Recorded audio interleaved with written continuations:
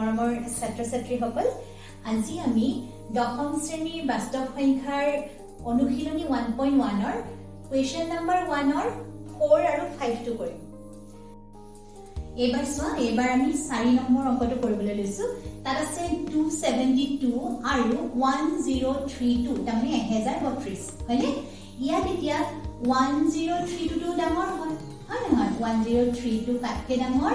272 তেতিয়াহ'লে আমি এতিয়া 272 ৰে কি কৰিম কাক হৰণ কৰিম 1032 এইটো চোৱা এতিয়া ইয়াত 3 ৰে যদি আমি কৰো 3 দুগুণ 6 3 7 গুণ 21 ৰ 1 উকলিলে 2 3 দুগুণ 6 6 2 8 মাইনাস কৰি দিয়া 12 ৰ পৰা 6 গ'ল থাকিল 6 ইকে এটো যেতিয়া 12 হ'ল ইয়াৰ পৰা 1 ধাৰ লৈছিলো তাৰমানে ইয়াত থাকিলে 2 2 পৰা গ'ল থাকিল 1 আৰু ইয়াত 10 ৰ পৰা 8 গ'ল থাকিল 2 তেতিয়াহ'লে এটো আমি লিখি লওঁ কি বুলি লিখিম তোমাৰ 1032 তোমালোকৰ ভাজ্য হয়নে আৰু ভাজকটো কি আছিল 272 ভাগফলটো কি পালা 3 প্লাস ভাগশেষ কি পালা 216 এটো বৰ ডাঙৰ ভাগশেষ পাইছা এতিয়া চোৱা এই 216 টো আমি আকৌ তোমালোকে জানা যে 272 টো আমি ভাজ্য কৰি লৈ আহিব লাগিব তে 272 আমি ভাজ্য কৰি ললো লৈ আমি কেবাৰ যাব এবাৰ যাব তেতিয়া আমি কি লিখিম 216 এবাৰ চোৱা 12 পৰা 6 গ'ল থাকিল 6 আৰু যিহেতু এটা 12 তেতিয়া 6 পৰা গ'ল থাকিল 5 আৰু 2 পৰা 2 থাকিল 0 এবাৰ আকৌ আমি ভাগশেষটো কি পালো 56 হেতু আমি লিখি লওঁ দে 272 হৈছে আমাৰ ভাজ্য ভাজক এবাৰ পাইছিলো 216 ভাগফল পাইছিলো 1 প্লাস ভাগশেষটো পালো 56 এবাৰ আকৌ 56 এৰে আমি হৰণ কৰিম কাক কৰিম এই 216 টো কৰিম দে 216 লিখি ললো 216 আমাৰ ইয়াত ভাজ্য হ'ল এতিয়া 56 ক আমি 3 ৰে পূৰণ কৰি চাও 3 6 গুণ 18 ৰ 8 উকলিলে 1 3 5 গুণ 15 ৰ 1 16 এইবাৰ 16 ৰ পৰা 8 গ'ল থাকিল 8 এটো 16 হ'ল যেতিয়া এটো 0 হৈ যাব হয় নহয় আকৌ 2 পৰা আমি 1 লৈ গ'ল 10 হ'ল 10 ৰ পৰা 6 গ'ল থাকিল 4 এবাৰ 48 ৰে আমি 56 ক কৰিম 56 ৰে প্ৰথম আমি এটো লিখি লম দে 216 টো ইয়াত কি আছিল আমাৰ ভাজ্য 216 আমাৰ ভাজ্য ভাজকটো আছিল 56 56 আৰু ভাগফলটো পালো 3 আৰু ভাগশেষ পালো 48 এইবাৰ এই 56 টোক আমি কি লম ভাজ্য লম এয়া ভাজ্য 48 ৰে কেবাৰ যাব এবাৰ গলে আমি 48 পাম 48 16 ৰ পৰা 8 গ'ল থাকিল 8 পালো এবাৰ আমি হেতু লিখি লম 56 তোমালোকৰ এবাৰ কি আছিল ভাজ্য 56 ভাজ্য আৰু ভাজকটো হৈছে 48 ভাগফলটো পাইছা 1 প্লাস ভাগশেষটো পালা 8 চাৰিটা স্টেপ হলে কিন্তু এতিয়া আমাৰ ভাগশেষটো 8 হৈ আছে এতিয়া আমি কি কৰিম এই 8 ৰে 48 টো আমি হৰণ কৰিম 8 কেবাৰ 48 বাৰ 8 6 গুণ 48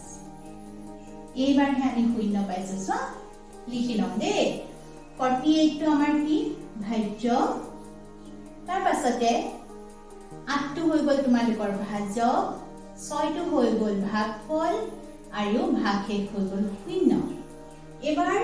এটো আমাৰ অন্তিম স্তৰ কিয় অন্তিম স্তৰ কাৰণ আমি ইয়াত 0 পালো হয়নে যেতিয়া আমি 0 পাও তেতিয়া জানো যে আমাৰ এই ভাজকটোৱে কি হয় গসাগু হয় এতেকে আমি কি লিখিম এতেকে গসাগু কাৰ 272 আৰু 1032 এই দুটা গসাগু আমি কি পালো 8 এটোৱে তোমালোকৰ আনসাৰ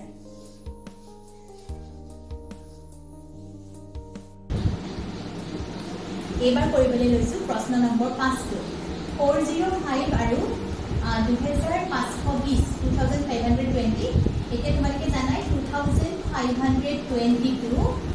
405 405তকৈ ডাঙৰ আকৌ একেদৰে কৰিম 405 আমি কি কৰিম 2520 আমি হৰণ কৰিম এবাৰ যাব চোৱা এইটো ছবাৰ যাব 6 5 গুণ 30 ৰ শূন্য উপলিলে 3 6 শূন্য গুণ শূন্য শূন্যৰ লগত 3 যোগ কৰিলে আমি কি পাম 3 পাম আৰু 6 4 গুণ 24 ঠিক আছে এতিয়া আমি এইটো মাইনাস কৰি দিলো শূন্য পা শূন্য গ'ল থাকিল শূন্য 12 পা 3 গ'ল থাকিল 9 এইটো যেহেতু 12 হ'ল তে পাছৰ পা তাৰমানে এক আমি লৈ গৈছিলো 4 থাকিলে 4 পা 4 গ'ল থাকিল শূন্য 2 পা 2 গ'ল থাকিল শূন্য আমি লিখিব নালাগে এতিয়া তেতিয়াহ'লে আমি কি কৰো এইটো লিখি লওঁ দেই ইয়াত আমাৰ ভাজ্যটো কি আছে 2520 ইকুৱেল টু 405 ইনটু ভাগফল আমি কি পালো 6 আৰু ভাগ কেক পালো কি 90 এতিয়া এই 90 টোৰে কি কৰিম আকৌ জানা ভাগ কেকটোৰে কাক আমি হৰণ কৰিম 405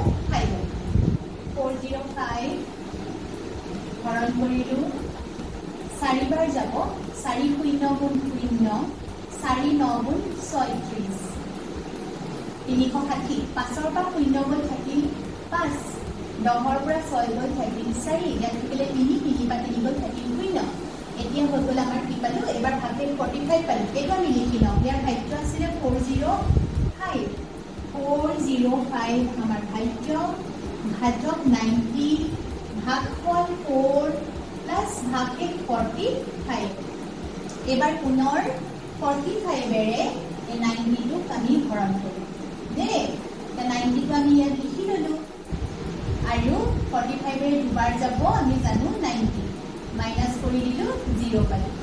এছো ভাগে পাই গলো 0 তেতিয়াহলে আমি ইয়াতে লিখি 90 টো আমাৰ ভাজ্য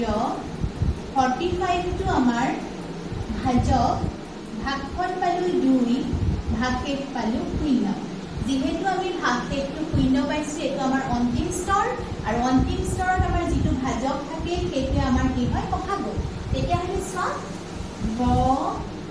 হা উ আৰ 405 আৰু 2520 দুটাৰ গসাগু কি পালা